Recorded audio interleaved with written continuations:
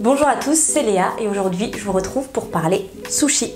Depuis quelques années, les sushis, makis et autres sashimi sont devenus l'alternative hyper tendance et saine au traditionnel fast-food. Mais qu'en est-il vraiment? Est-ce qu'ils sont si bons que ça pour la santé? Qu'est-ce qu'il vaut mieux choisir au restaurant japonais? Verdict dans cette vidéo.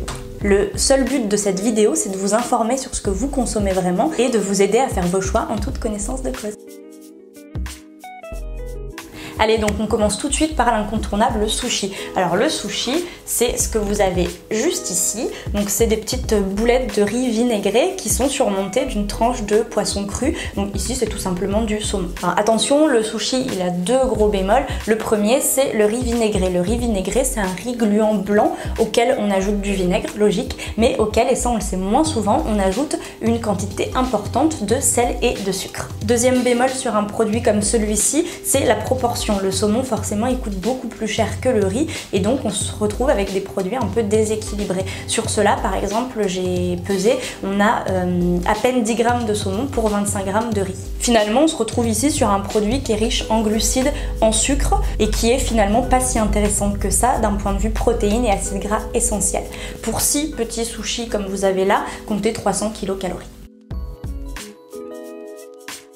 Alors deuxième incontournable, le maki. Donc le maki, c'est ce que vous voyez juste ici. Donc c'est ni plus ni moins que du poisson et ou de l'avocat entouré de riz vinaigré et d'une feuille d'algue. Donc ici, a priori aussi, il n'y a pas de souci, on est sur des ingrédients qui sont sains. Il y a juste un petit bémol qui est le même que pour les sushis, c'est que la quantité de riz vinaigré, donc auquel on a ajouté du sel et du sucre, elle est quand même relativement importante par rapport à la quantité de poisson. Donc finalement, on perd un petit peu le bénéfice d'un point de vue nutrition. Comptez environ 180 kcal pour 6. Par contre, faites attention aux nouvelles versions. Maintenant, on voit de tout, des makis au thon, à la mayonnaise, au poulet pané, au fromage.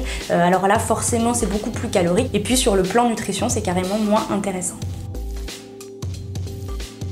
Alors troisièmement, on a le shirashi. Donc lui, il est un peu moins connu. C'est quoi? C'est ce que vous avez juste ici.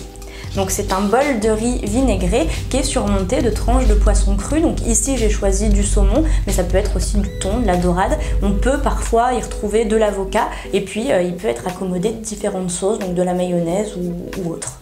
Donc lui, il a deux gros défauts. On est à plus de 300 grammes de riz vinaigré, donc toujours auquel on a ajouté du sucre et du sel pour à peine 80 grammes de saumon. Donc du coup, par conséquent, le rapport qualité-prix, il est pas top non plus puisque on est sur un plat qui est relativement cher.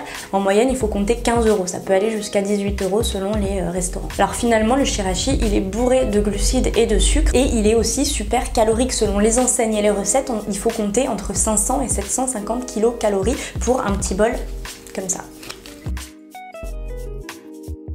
Et puis enfin on a le sashimi. Alors le sashimi c'est quoi? C'est ce que vous avez juste ici. C'est simplement des petites tranches de poisson cru.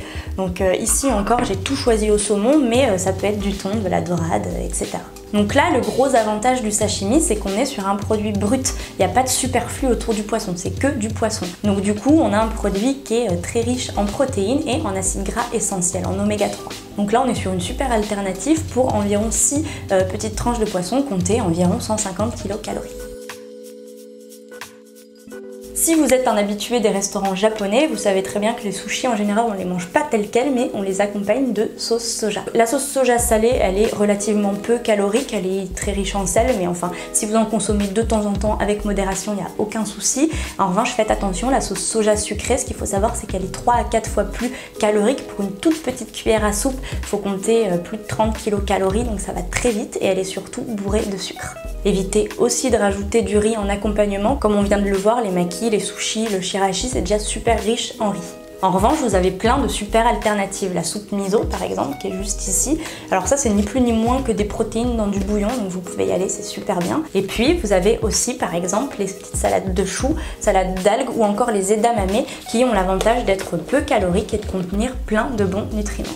Finalement, comment on construit un menu équilibré au restaurant japonais? Alors pour vous donner un exemple concret, par exemple, vous choisissez 6 petits makis, 6 sashimi, une petite soupe miso, une salade de choux, et là vous avez un menu qui représente à peu près 450 kcal et qui a surtout une très bonne répartition en nutriments. Pour terminer, je dirais que les sushis, maki, sashimi, ça peut être une super alternative au traditionnel fast-food à condition de faire les bons choix et d'éviter les principaux pièges. Le top, ça reste quand même de faire vos sushis et vos makis à la maison. Ça permet vraiment un meilleur contrôle des proportions et des ingrédients. Alors je sais, ça peut faire un peu peur, mais c'est super facile. Et d'ailleurs, chez Croque Kilo, on vous propose quelques recettes sympas et ultra faciles à réaliser de makis et de sushis. Je vous dis bon appétit et à bientôt.